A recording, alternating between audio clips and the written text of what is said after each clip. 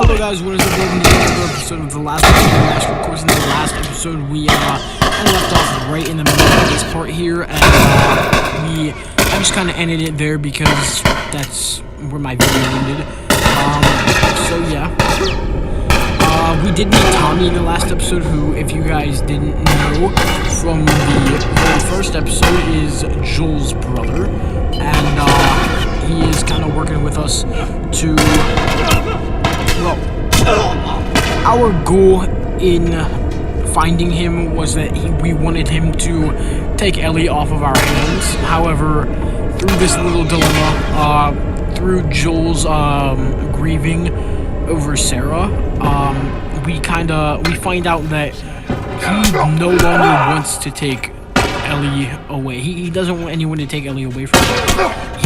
He wants a closer bond with Ellie, if anything. And I think it's a beautiful thing. Again, this is one of the best stories about family that I've ever witnessed. I know there's like a lot of cliches and stuff that are used, especially in stories about family and like friendship or whatever. This story, it uses some of those cliches, yes, but it does it in a way that it genuinely makes you care about its characters. Like, it's not like you're watching Fast and Furious or something where they keep on saying the word family over and over again and expect you to actually give a shit about Dom Toretto. No, that's not how it works. Just because you drop it don't really mean shit. You need to form a bond between both the audience and the characters themselves, and I think The Last of Us does a great job at doing that, giving us good graphics, nice cutscenes, and overall like a really good combat system. Not one that I in particular am entirely good at, I'll admit. But yeah, it really is just a beautiful, beautiful game. I genuinely believe it is a masterpiece. I don't know. I haven't really played anything else by Naughty Dog, to be honest, but I'm gonna guess that this is their best game. I know the Uncharted franchise I've heard really good things about. I don't have access to the first one, so that's why I haven't really gotten into that. If I really wanted to, I could go ahead and play the fourth one and the spin-offs, but I'm more interested in starting with the original. That's usually what I do when I just play through a game franchise in general, like God of War. I have access to the newest one, God of War Ragnarok. I just bought it 2 days ago. I just bought it the day before I'm recording this. So, yeah. So I can play God of War Ragnarok anytime I want to. And then, of course, I have PlayStation Plus subscription. And, so yeah, I can buy or download God of War 2018 and the first 3 God of War games. The PSP God of War games, I'm not really interested in them, and they are kind of like their own thing. So it's just whatever when it comes to those. Ascension, I am kind of interested in playing. Again, not necessarily something I have immediate access to, but I'll get there one day, I guess. I'll get there one day. So yeah, that's kind of the reason I've been putting the Uncharted franchise off, is because I'm not interested in starting with the fourth one. Like, to me, it just doesn't make sense. I've heard things about how it's like a story of like it kind of brings nostalgia, I guess, and it kind of relives the moments of the first 3 games.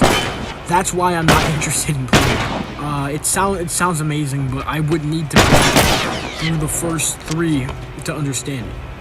The spin-offs I could care less about. I don't really like. Of course, when the Legacy of Thieves collection. Oh wait, what is the Legacy of Thieves in game, or is that Assassin's Creed? I can't really think right now. whatever collection they add to PlayStation Plus for the future, when they add it, I'm definitely interested in playing the spin-offs, but again, I want to play the first one first. I want to play them in release order. That's basically what I'm getting at. It's like playing The Last of Us Part 2 before Part 1 and not understanding it. Like, you don't know about Joel and his relationship. You don't know about when he's dead. You don't know. You don't know anything. And it just doesn't make sense to me to start on the second one, let alone the fourth one, which is the Uncharted. It's the same thing for Red Dead Redemption. I know Red Dead Revolver. Technically, that's the first Red Dead game. I'm interested in Red Dead Revolver. I want to play it, but it's like, yeah. Whether or not I do, I don't really care. But see, that's the thing. I need a PS3 just to play Red Dead Redemption 1. So, yeah. That's kind of the reason I've been putting off Red Dead 2, is because I haven't played the first one. I know that they're entirely separate stories, but that's not what really matters to me. It just matters to me that I haven't played the first one. I know Arthur Morgan, I think is his name, and then I know they're different dudes, right? But I haven't played the one. What is it, John Marston? So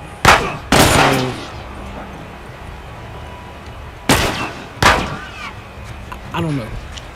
Now that I'm thinking about it, I think Arthur Morgan is the name of like the show's character. So I'm kind of questioning myself if that's really the reason or not.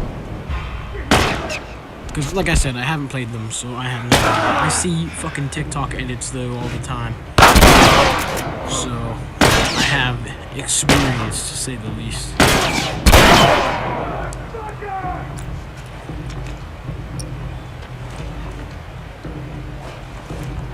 I really don't. That's one thing I think PlayStation is usually good at, is keeping their games accessible. Like a lot of the great PS3 games that defined it, just the console in itself, are available on PlayStation Plus. Of course, you can only stream them. You can't really download them and actually record them, which is why I purchased a capture card not too long ago. That's how you guys are going to be getting the God of War 1 Let's Play. Do your thing. So, yeah. It's also how you guys are going to be getting the Lego Batman Let's Play, which I'm entirely excited for. Yeah. But, in general, I think PlayStation, more so than Nintendo and Xbox, they do a really great job at keeping their games accessible.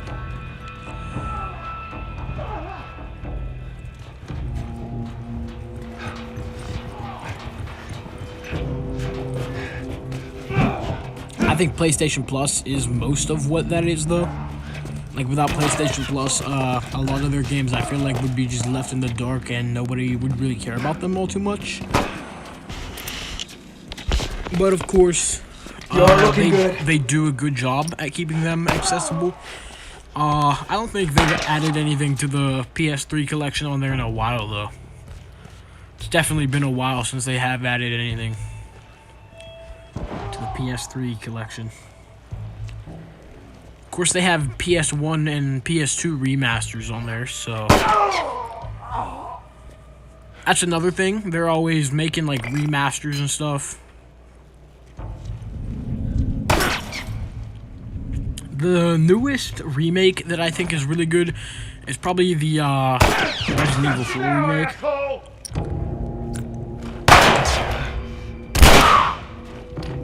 Oh man, that guy took one shot. Wow. I don't know, I gotta shoot all these other guys in the head like 3 different times. And I don't know, this dude's taking one shot. It don't really make sense to me. You okay? Yeah, I'm fine. Oh man, they were coming in from every direction. Then Maria was like, "We gotta run!" And so we dove over these tables, and this huge guy blasted with a shotgun. Slow down. Listen, hey, are you hurt? No. God damn it. I need to talk to you. Absolutely not. You tell him to go find somebody else. Maria, I can't have this hangover tonight. Do you have any idea how many men we lost here today? What's that all about? Does that have anything to do with me? Talk about it later. Did he tell you where the lab is? We'll talk about it later. Later. Right. One fuck up and then I turn into one of those widows, okay? I have to do this. I don't know what else to say. Fine. Maria. Here we go. You. If anything at all happens to him, it's on you.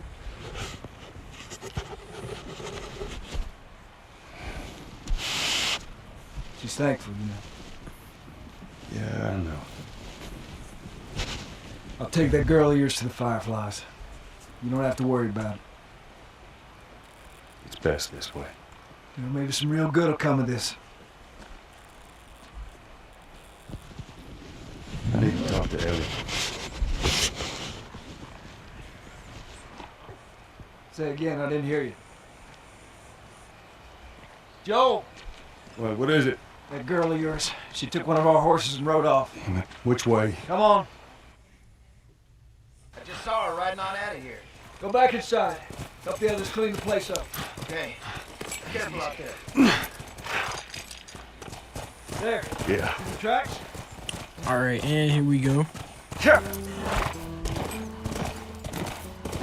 This part is really fun. Where she get to ride around on a horsey, I guess.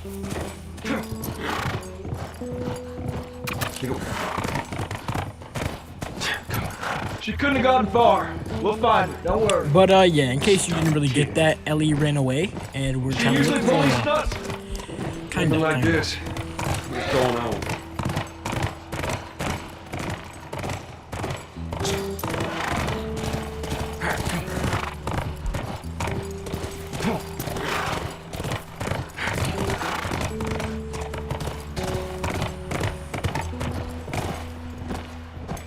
She didn't go down this way. Can you all imagine an open world Last of Us game? Kind of like a Days Gone type thing, but with the Last of Us. I don't know, it seems like everything's turning into open world game now, so why not make the Last of Us join the crew?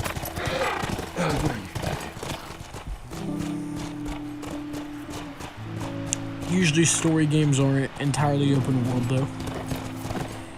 I know Ghost of Tsushima is probably one of the best open world games of all time, and that's a story-based game.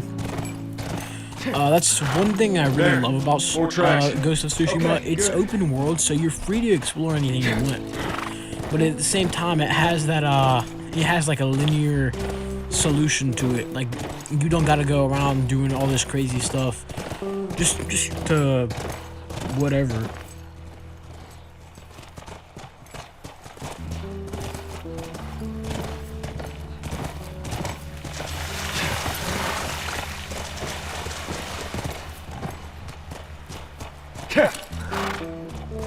Whoa!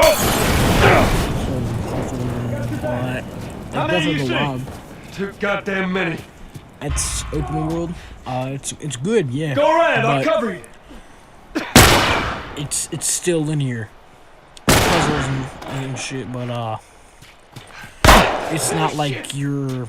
Watch my back. It's not like you're mindlessly exploring. Like you know what you're doing, you know where you're going at all times, and that's kind of like how Ghost of Tsushima is, but they incorporated a great story into it.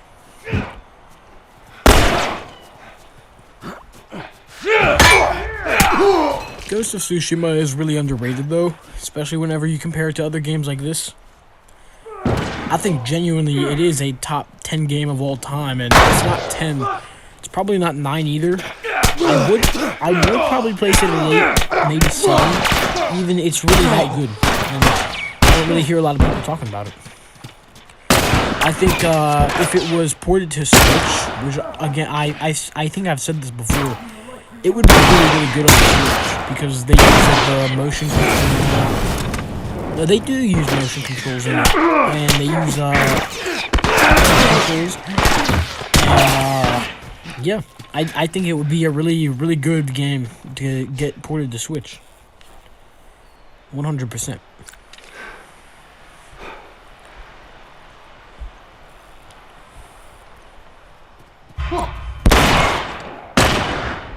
And I think if it was ported to Switch, a lot more people would play it, and a lot more people would enjoy it.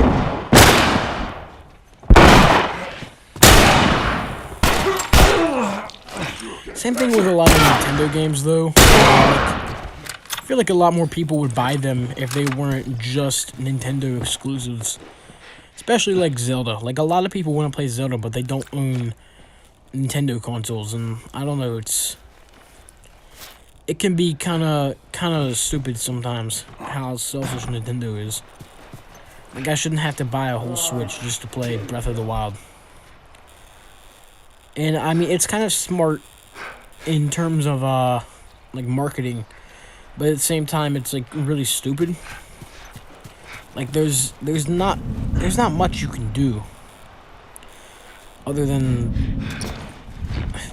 you genuinely have to go out and buy a real Switch just to fucking play Breath of the Wild, I guess.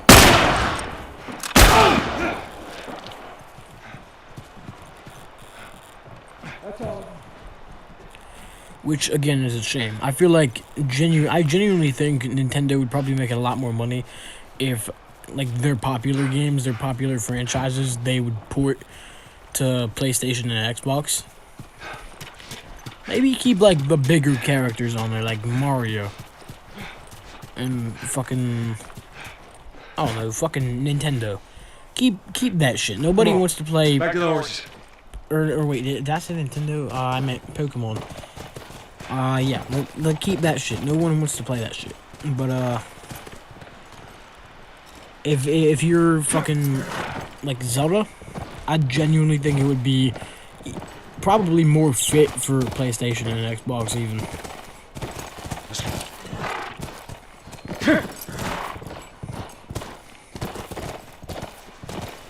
Tracks keep going this way. So they didn't get to her.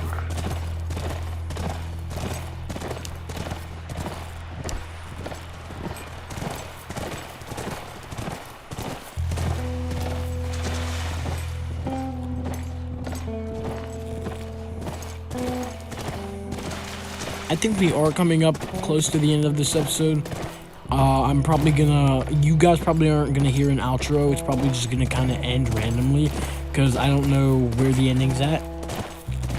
Because again, I voice over these from YouTube. Like, I play them on my PS5, upload them from the PS5 to YouTube, and then voice over them from YouTube on my phone, my mobile device. That's our horse. So, She's gotta be yeah. there. So it's probably going to end somewhere around here. I don't know if I actually go into the house and start the Area looks cutscene. clear.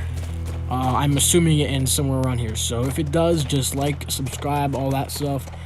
And yeah, that's probably going to be it for the next episode. Bye. I think. Maybe, maybe not.